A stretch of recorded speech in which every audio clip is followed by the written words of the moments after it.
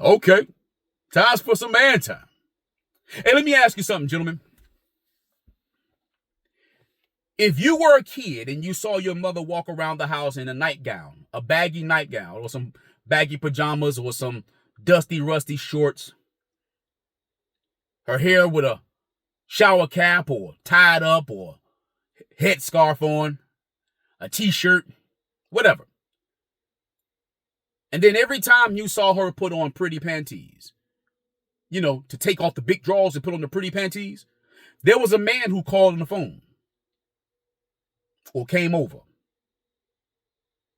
Every time she put on the nice silky nightgown or the nice silky teddy with the lace, there was a man on the phone or he came over. Every time she did her hair, she put a mask on her face, she dressed up properly, nicely, she put on some perfume, and you saw a man come over or call on the phone. What do you think you were learning? Ladies, what do you think your children learn when you do that? When your mother told you to go in the room and go to bed, but you heard her on the phone all night, or you heard somebody come in the door, and the sounds went from the living room to the room, and when you came out, the room door that usually is open is closed, and you had to knock on it to get her to come, and when she came to the door, she didn't let you see into the room? What do you think you learned by that, gentlemen? What do you think your children learn from that, ladies? Well, check this out. When you found out that your mother had a friend, it's because you either caught him there or he came there, or she felt bad about not getting her way. He may be leaving her alone or dealing with someone else. And then when she had to be around him or deal with him to get something from him, you found out that he was a friend of your mother's, but he was never a friend of yours. What do you think you learned from that? Ladies, tell me, what do you think your children learn from that? Well, when you hear your mother in the room with a man at some point and you start realizing what she's doing, but you can't interrupt, or she gets pregnant and she doesn't have a husband, she doesn't have a boyfriend, she doesn't have a man, she has a friend, and she just winds up pregnant, and so happened the baby belongs to the friend. What do you think you learned from that, gentlemen? Ladies, what do you think your children learn from that?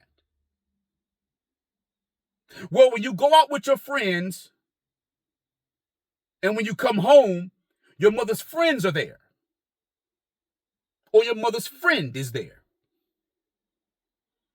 and she yields to him in ways that she doesn't yield to you. She's nicer to him in ways that she's not nice to you. And he can only come around periodically, or he only has to come around periodically. And then when her and her friends are on bad terms, she treats you different.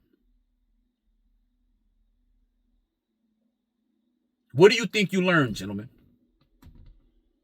Ladies, what do you think your children are learning?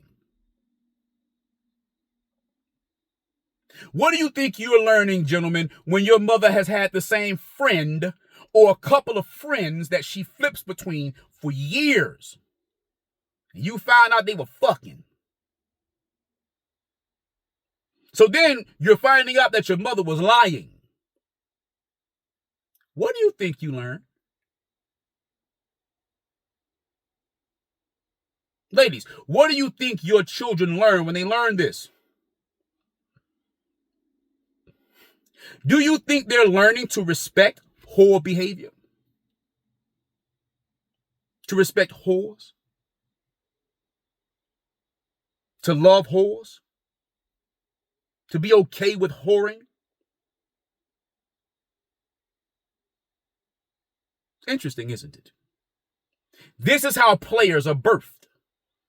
This is how pimps are birthed. This is how prostitutes are birthed. Sliders, birthed. Hurrahs, birthed into society. Yeah. I can't begin to tell you how many chicks I've dealt with who called me their friends as opposed to calling me their man for years. And I'm well over 10. Well over 10. Well over 20, but I'm just being modest. I was only their friend when I had meatpacking privileges to their mouths. Backdoor action. Up in the guts. Friend. They don't want to be girlfriends. They don't want to be wives or fiancés. They want to be friends more than they want the title of commitment because they don't want the work of commitment. I've had plenty of chicks tell me they didn't want anything serious until their children got older, which means in order for me to have a serious relationship with them, their children had to get older, which means they were reserving themselves for their children's fathers and or other men. Yeah. And then when they found out that they were probably on a totem pole, they got mad. They got pissed. They didn't want the work until they found out someone else was working the shit out of it. Then they wanted to come around or come back around and show how well they can work. For their friend. They get pissed off like I'm their man, like I'm their husband, like I'm their fiance. But fiancés are not wives, by the way. Girlfriends are not wives, by the way. If they should be treated the same, then they would not need to be a wife. You would just be a girlfriend. You would just be a fiance. So when they would come back around with that bullshit because they're mad because this chick wanted to be more than friends and that I was happy with the friend title, they wanted to stop being friends because they wanted more than friends. Fellas, this is how you show them that you know or that you're on to their games and gimmicks.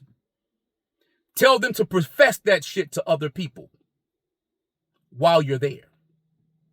Make them call you more than a friend in front of other people, not just one set, all over while you're there. See how that works out.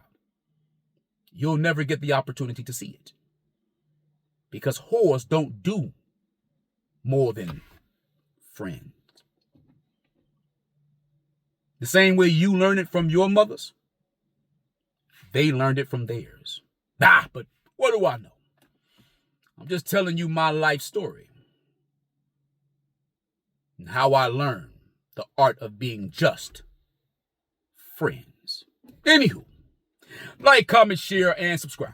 Let's get the conversation started. I'd like to know, ladies, when did you break the cycle of just packing yourself with meat by all of your friends? And until that time, man time out.